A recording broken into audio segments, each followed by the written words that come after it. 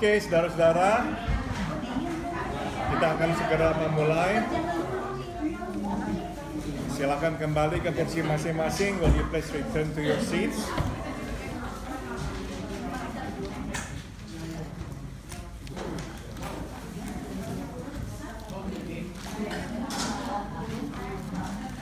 Bagi saudara yang tidak hadir minggu lalu, mulai minggu lalu kita telah memulai pelajaran yang baru, yaitu dari Injil Yohanes. For those of you who were not here last week, as of last week we have started our new lesson on the book of or the Gospel of John.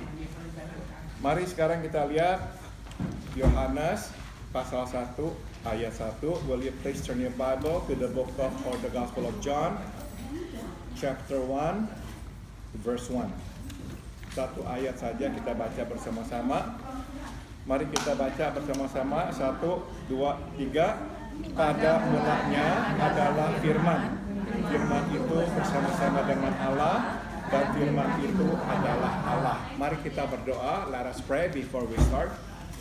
Bapa dalam surga, terima kasih kami boleh duduk belajar firman-Mu di siang hari ini. We give you thanks, Father, that we could sit and study from your word today.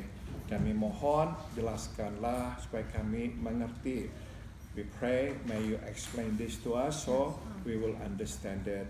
Dalam nama Tuhan kami, Yesus Kristus, kami berdoa. In the name of our Lord, Christ Jesus, we all pray. Amen. Halaman kedua, page number 2. Injil Yohanes ditulis secara khusus untuk orang bukan Yahudi. So we need to know, first of all, that the Gospel of John was not written to the Jewish audience. Pada saat itu, Injil telah tersebar dan para murid Tuhan kita Yesus telah pergi ke pelbagai wilayah. Alhasil, banyak orang di luar Israel, tambahkan kata Israel, yang bertobat dan menjadi pengikut Yesus. So at the time, the gospel had spread, and the disciples of Jesus had gone to various regions. As a result, there were many who were outside of Israel, repented and became followers of Jesus. Oleh karena budaya dan filsafat kehidupan yang mendominasi dunia adalah Yunani, maka diperlukan Injil yang dapat dimengerti, tambahkan kata dimengerti, oleh mereka yang bukan berlatar belakang Yahudi, secara khusus berwawasan pikir Yunani, tambahkan kata Yunani. Okay, because the culture or the civilization and the philosophy of life that dominated the world then was Greek. Therefore, it was imperative that there would be a gospel that could be comprehended by those whose backgrounds were not Jewish. Specifically, for those who have the Greek way of thinking or mindset. Pada masa itu budaya dan filsafat Yunani sangat dipengaruhi oleh pemikiran seorang filsuf bernama Plato yang hidup 4 abad sebelum kelahiran Yesus. And at the time, the culture and the philosophy of the Greeks were pretty much influenced by a philosopher by the name of Plato, who lived about 4 centuries before the birth of Jesus. Nah, dari pemikiran Plato lahirlah filsafat Gnostik yang mempengaruhi dunia di abad pertama itu. So from the thoughts of Plato came the philosophy of Gnosticism that really affected the world at the time. Nah, kata Gnostic, the word Gnostics means knowledge or reason. Filsafat Gnostik mengajarkan bahwa dunia diciptakan dan diatur oleh pengetahuan atau nalar. So the philosophy of Gnosticism taught us that the world was created and governed by knowledge or reason. Tanpa pengetahuan atau nalar, dunia menjadi kacau, tak beraturan. Tambahkan kata beraturan. So without knowledge or reason, there will be chaos. Yeah, no more order, or it became disorderly. Oke, stop dulu. Nah, jadi saudara, sekali lagi, Injil Yohanes ditulis untuk orang-orang yang berlatar belakang budaya dan pemikiran Yunani. So once again, the Gospel of John was written for those who came from Greek culture and way of thinking or mindset. Nah, saudara, pengaruh pemikiran Plato sebetulnya sangat luar biasa, ya, mempengaruhi bukan saja dunia pada saat itu, juga bahkan sampai sekarang. So the thoughts of Plato influenced the world not only 2000 years ago, then even to this day. Misalnya saudara, salah satunya adalah ini. Plato mengajarkan bahwa hidup ini sebetulnya ini ada yang bisa kita lihat, ada yang bisa tidak kita lihat. Plato taught that there are things that we could see, there are things that we cannot see. Nah, sebetulnya yang kita lihat adalah jiplakan atau cerminan dari yang tidak bisa kita lihat. What we actually see from day-to-day life here is actually like a mirror or the reflection of what is true. But what is true, we cannot see it. Stop dulu, saudara. Saudara, udah tentu ini bukanlah Injil ya yang diajarkan oleh Plato, tapi kalau kita lihat pemikiran ini sebetulnya tidak terlalu melenceng dari pengajaran Alkitab. Of course, what he was teaching is not the gospel, but when we come to think about it, what he was saying is actually pretty close to the truth of the Bible. Jadi saudara, Plato sudah bisa membayangkan bahwa hidup ini bukan hanya apa yang kita lihat, ada yang tidak bisa kita lihat. In other words, he was teaching people that life is more than what we see. There's something else beyond what we see. Bukankah ini yang Alkitab ajarkan? Bahwa ada Tuhan, ada kerajaan sorga, bukan hanya manusia dan kerajaan dunia.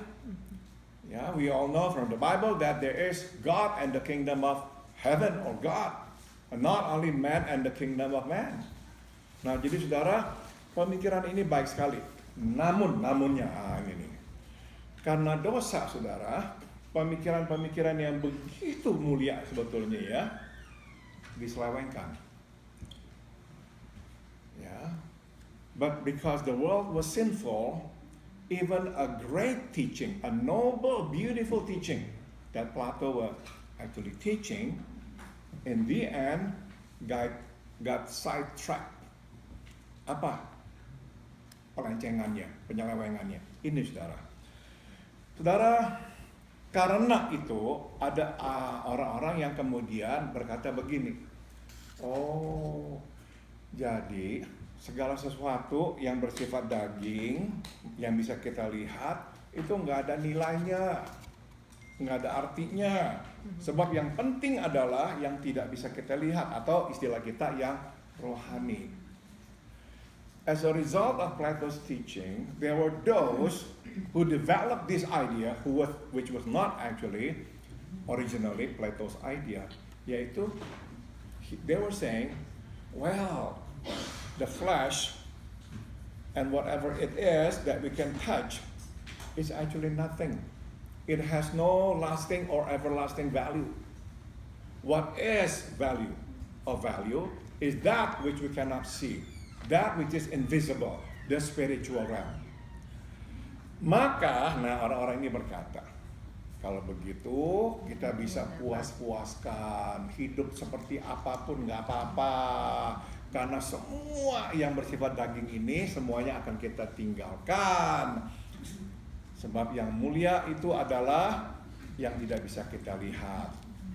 Karena Plato berkata bahwa di dalam dunia, dalam hidup ini ada yang namanya jiwa kita, dan tapi diikat, dipenjara oleh tubuh ini. Nah, jadi orang-orang ini berkata, penjara ini nanti kita akan tinggalkan kok.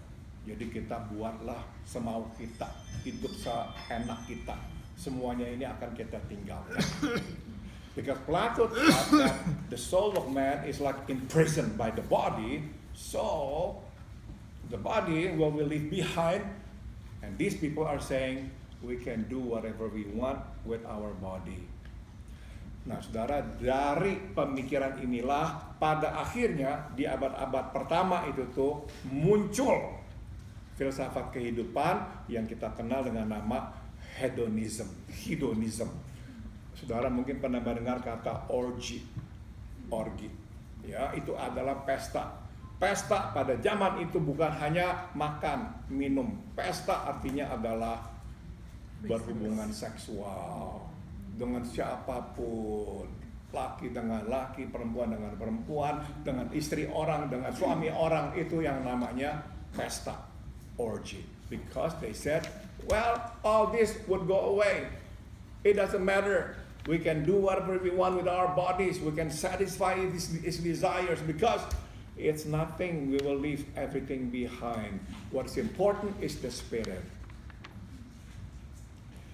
Nah, saudara, kalau nanti saudara makanya membaca tulisan-tulisan Paulus, saudara baru mulai mengerti kenapa Paulus sering sekali membahas hal ini, terutama di surat Paulus kepada jemaat di Roma. Ya, sebab Roma itu kan pusatnya, saudara. When you have the time to read more of Paul's writings, then you will understand why Paul addressed this issue a lot, especially in his letter to the church in Rome, because at the time Rome was the center of that. Ngerti ya? Jadi ini, saudara, sebelum kita lanjutkan ya, pemikiran satu orang bisa mempengaruhi satu dunia. So this is something for us just to think about. One man's thinking could affect the world. Tapi yang juga kita masih sadari adalah hal yang baik bisa diselewengkan menjadi begitu buruk.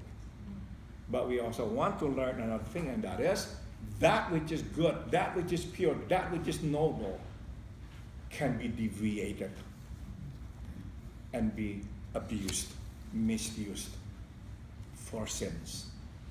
Ya.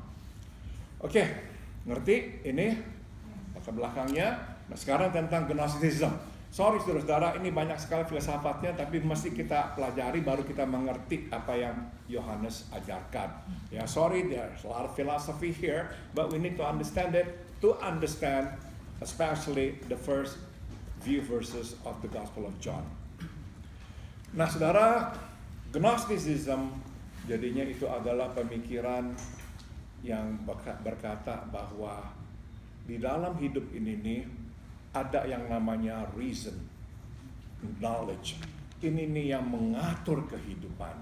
So the Greeks believe there is something that they call reason or knowledge. And this knowledge or reason is the one that controls and governs this world. Nah, makanya saudara, pada saat itu terpenting adalah mempunyai reason, nalar, pengetahuan. So at the time, that which was exalted, extolled, was knowledge, reason. Makanya saudara, orang-orang pada zaman itu tuh selalu berusaha mengeluarkan, melahirkan pemikiran-pemikiran yang luar biasa dalamnya. Sebab itu tuh yang dianggap seolah-olah sepertinya tuh Tuhan yang mengatur hidup ini. No wonder the Greeks turned out so many philosophers with great and profound thoughts. Because at the time, thoughts, thinking, reason, knowledge was like the supreme being or the supreme thing that governed this whole world. Nah, nanti kita akan lihat ini nih menjadi pijakan Yohanes menulis Injilnya. And as we shall learn later, this was the stepping stone that John actually picked up to introduce the Gospel of John, to introduce Jesus Christ. Sambung, kata firman, the word, yang digunakan oleh Yohanes adalah kata yang sama yang digunakan oleh filsafat Yunani, yaitu gnosko, pengetahuan atau nalar. So the word used by John here was exactly the same word that was used by the Greek philosophers, gnosko, knowledge or nalar. Ya, jadi pada mulanya adalah gnosko. In the beginning there was gnosko. Sama. Pada mulanya adalah pengetahuan. Pada mulanya adalah nalar. So, again, John borrowed that concept and used it as a stepping stone to introduce the gospel, the truth of God. Sedang kata pembukaan pada mulanya, karena kata pembukaannya adalah pada mulanya, yang ditulis oleh Yohanes adalah kata pembukaan yang dapat kita temukan di Kejadian 1 pasal 1 ayat 1. Pada mulanya Allah menciptakan langit dan bumi. So you see there's a parallel here. The word in the beginning in the Gospel of John is exactly the word in the beginning that we can find in Genesis chapter 1 verse 1. Pada mulanya Allah menciptakan langit dan bumi. In the beginning, God created the heavens and the earth. Dari kisah penciptaan di Kejadian dapat kita ketahui bahwa sebelum Allah menciptakan langit dan bumi, bumi belum berbentuk dan kosong, gelap gulita meliputi samudra semesta. From the creation story in the book of Genesis, we can know that before God created the heavens and the earth, the earth was shapeless, empty, void, and there was darkness that covered the waters. Ini menandakan suatu kondisi yang kacau, tak beraturan, dan baru beraturan sewaktu Allah mulai menciptakan, yang diawali dengan terang. Ingat ya, yang pertama Tuhan ciptakan terang. So this actually indicates a condition of chaos, disorderly, and it only became orderly and not chaotic anymore when God began to create, and His creation began with the creation of light. Jadi dapat kita lihat sebuah paralel di sini. Filsafat Gnostik memandang hidup sebagai kekacauan, tambahkan kata kekacauan, dan tidak beraturan sampai adanya pengetahuan atau nalar. So we can see a parallel here. Gnosticism looked at life exactly as what? Chaos. No order. Until there was knowledge or reason. Alkitab mengajarkan bahwa sebelum Allah menciptakan alam semesta ini, kondisi yang ada ialah kekacauan dan tak beraturan. Tambahkan kata beraturan. And the Bible teaches that before God created the heavens and the earth, the condition there was chaos, disorderly. Jadi saudara bisa lihat ya paralel ini. Dan ini yang dijadikan pintu masuk oleh Yohanes untuk memperkenalkan Yesus. So you can see a parallel here, and this is what John used as a stepping stone, as a gate to enter and to introduce about Jesus later. Sambung. Perkataan pada mulanya bukan merujuk kepada awal dari alam semesta beserta segala isinya. The word in the beginning does not refer to the beginning of this universe therein. Perkataan pada mulanya mengacu kepada awal, tambahkan kata awal dari segala awal. Dan awal dari segala awal menandakan sesuatu yang senantiasa ada. Tambahkan kata ada. So the words in the beginning refer to the beginning of the beginning. And the beginning of the beginning indicates that is something that already is and always is. Stop dulu. Saudara, ada satu pemikir atau komentator yang menjelaskan ya, kata yang digunakan pada mulanya. There was this one Bible commentary that explains the words begin with in the beginning. It does not begin with from the beginning. Ada bedanya in the beginning dan from the beginning. There's a difference between in the beginning and from the beginning.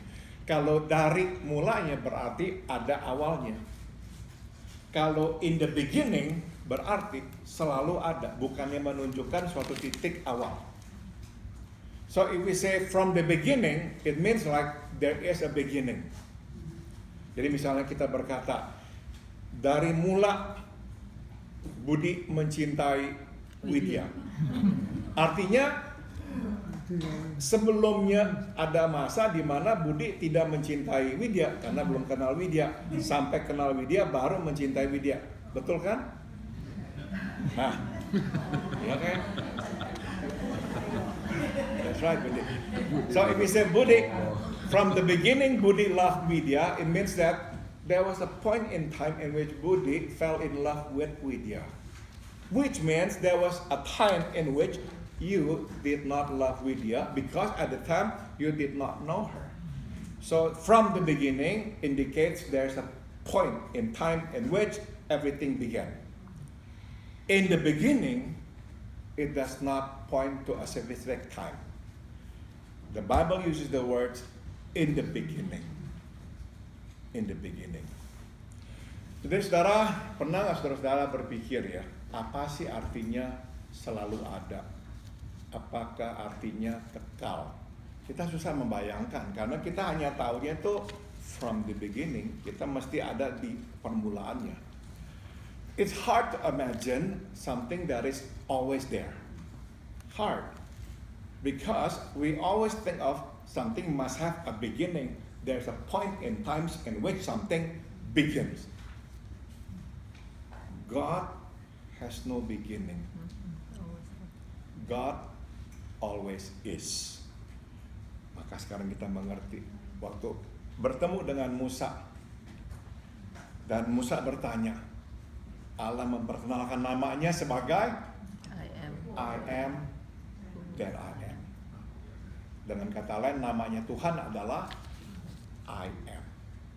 He always is.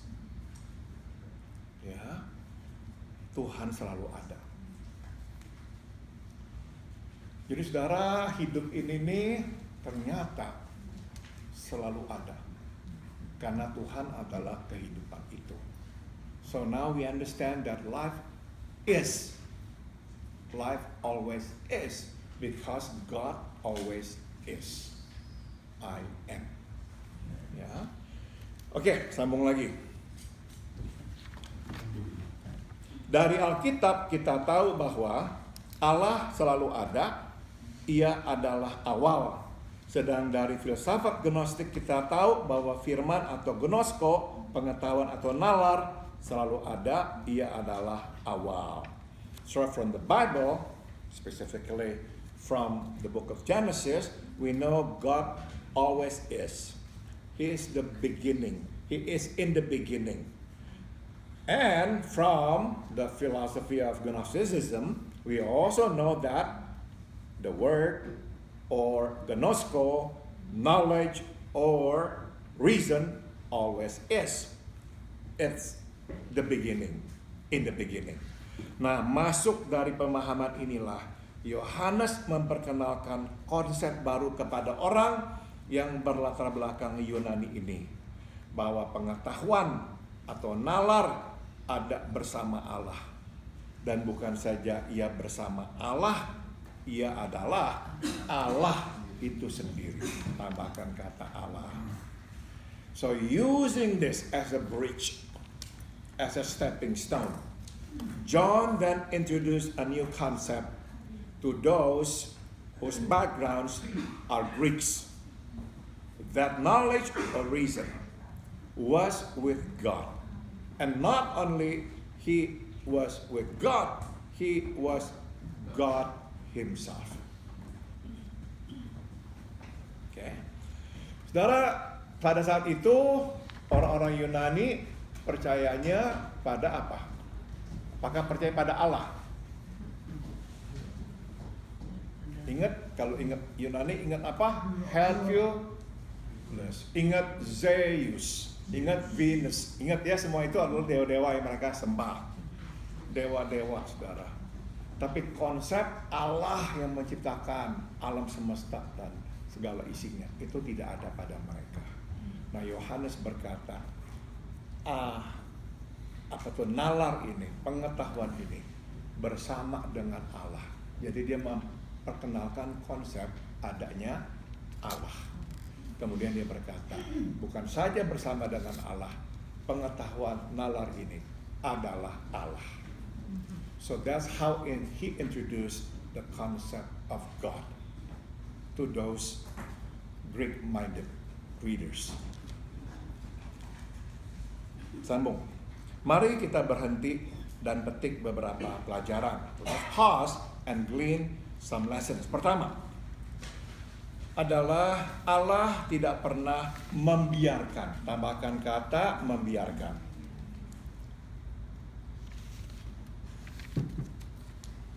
Manusia sendirian dalam kegelapan.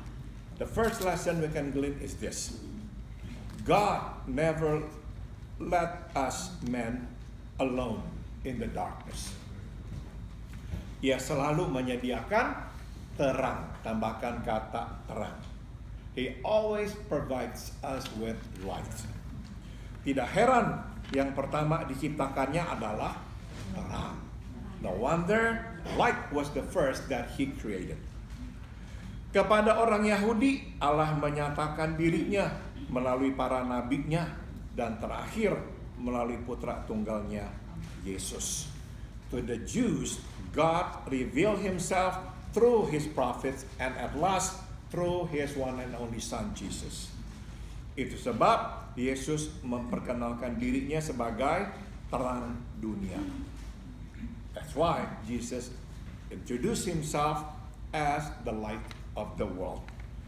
I am the light of the world.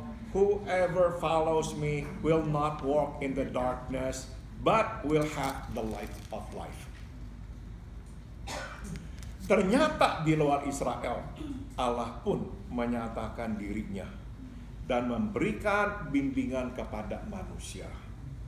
Wow, turn out, outside of Israel, God also revealed himself and gave his guidance to men. Ya, maka kita tahu di surat Roma Paulus berkata, Allah sudah menyatakan dirinya. Kesaksian tentang Allah begitu nyata. That's why in the book of Rome, Paul explained that God has revealed himself to mankind. The witness, the testimony of God is just everywhere. Jadi nggak ada orang tuh yang bisa berkata, saya tidak tahu, jadi jangan salahkan saya. That's why nobody can say to God in the last judgment, oh, I know nothing about you, don't blame me. No, God says, I have revealed myself to you. I have given you a lot of signs. Sambung lagi. Ia tidak membiarkan manusia dalam kegelapan. God does not allow us, let us live in darkness. Allah memakai pelbagai cara dan orang, termasuk filsuf Yunani, untuk membawa orang kepada kebenaran. Tambahkan kata kebenaran dan hidup dalam terang. God uses so many ways and so many people, including the Greek philosophers, to lead people to the truth so that they can live in the light. Saudara tahu siapa nama gurunya Plato? Do you know who was the teacher of Plato?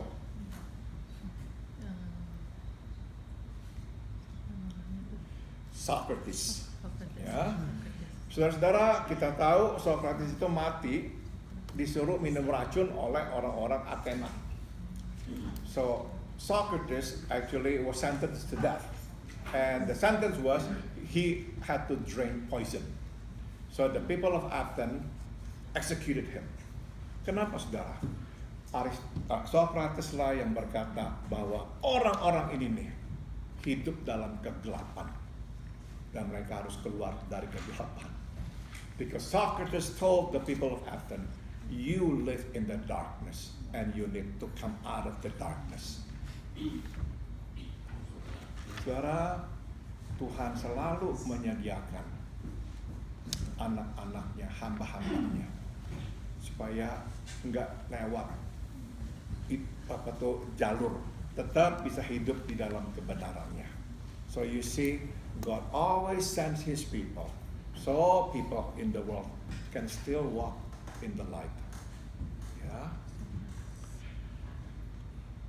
Kita akhiri, kebenaran sejati dan utama adalah bahwa alam semesta beserta segala isinya, termasuk kita, tambahkan kata kita sekalian, adalah ciptaan Allah.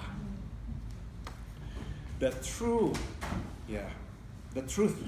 the main truth is that this universe, therein, including us, we were God's creation. Kita tidak selalu ada, kita pernah tidak ada. We are not always. We were once not around. We once did not exist. Firman yang adalah Allah selalu ada dan sudah ada sebelum kita ada. The Word, which is God, always is. And always is even before we came to being. Sebagaimana didefinisikan oleh Thomas Aquinas, Allah adalah act of being, actus essendi. Ya, as defined by Thomas Aquinas, another philosopher, Italian istilahnya. God is the act of being. That's how he defined God, the act of being. Ia adalah hidup dan ada. Tambahkan kata ada. God is life and always is. Itu sebab Yesus menyebut dirinya bukan saja terang, melainkan terang kehidupan. Tambahkan kata kehidupan. And that is why Jesus called himself not only the light, he is the light of life. life. Setelah mendefinisikan Tuhan, mendefinisikan Allah luar biasa susahnya. Ya, very hard to define God. How do you define God? Jadi saya harus mengakui menurut saya ya, definisi yang terbaik adalah yang ditelurkan oleh Thomas Aquinas. The sheer act of being. Itulah Allah. Allah adalah being. Ada selalu. Kehidupan. That's who he is. Makanya saudara, begitu kita keluar dari Allah, kita masuk ke dalam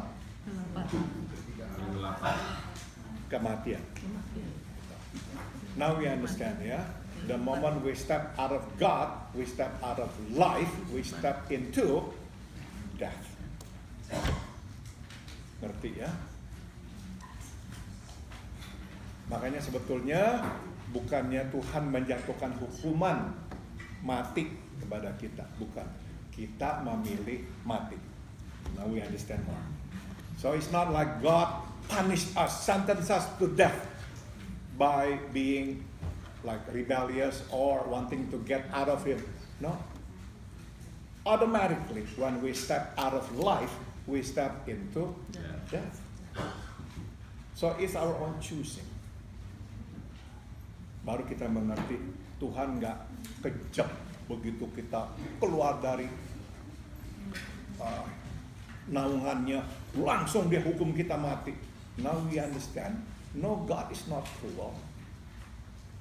He doesn't like punish us with death the moment we step out of His bound.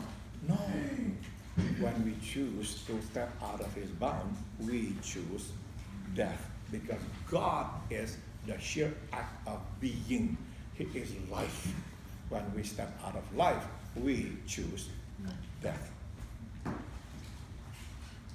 Oke, matiin dulu. Sin.